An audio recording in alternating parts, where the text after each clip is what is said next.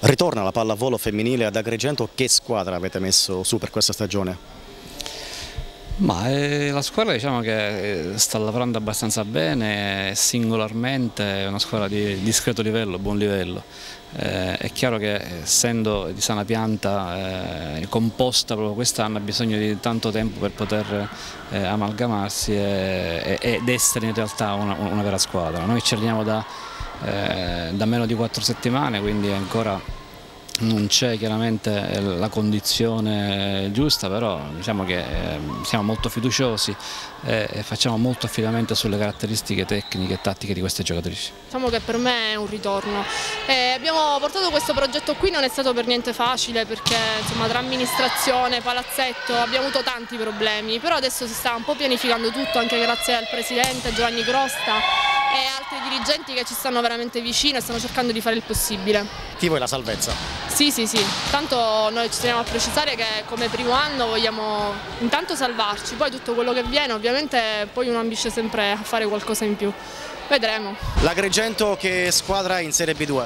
Allora, diciamo che è una squadra nuova fatta da elementi che bene o male hanno giocato tra di loro, alcune sono nuove compagne, altre vecchie compagne. Insomma comunque si sta creando un bel gruppo abbastanza unito. Contiamo di arrivare a una mezza classifica, fare un campionato tranquillo.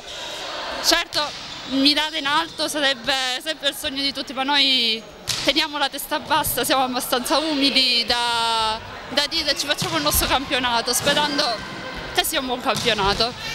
Gli obiettivi ovviamente è riuscire a fare bene, e riuscire a divertirsi con una squadra che ovviamente si conosce in parte, perché io per esempio ho giocato con Speranza, abbiamo giocato con Tiziana, riuscire a fare un buon campionato per poter l'anno prossimo poi fare qualcosa di buono. Ovvio, le ambizioni sono altre, sono di riuscire a vincere il campionato, ma porta sempre male dirlo, quindi riuscire a fare bene, riuscire a divertirci e far divertire. Che gruppo, che squadra sta nascendo?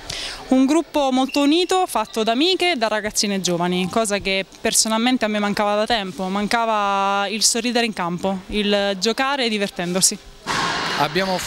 Stiamo cercando di creare qualcosa di buono, vale a dire qualcosa che parta con le giuste fondamenta per poi poter innalzare un progetto serio.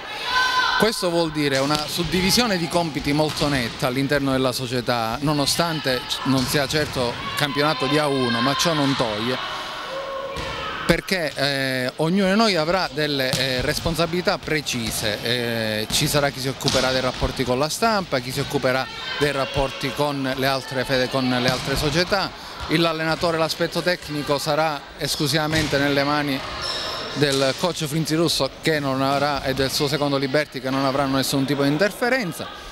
Ci avvaliamo anche di gente di provatissima esperienza come Dino Castronovo, non so, come Nino Lavalle, come Enzo Gurreri. Voglio dire, è un tentativo che stiamo facendo, però devo dire la verità, ci crediamo.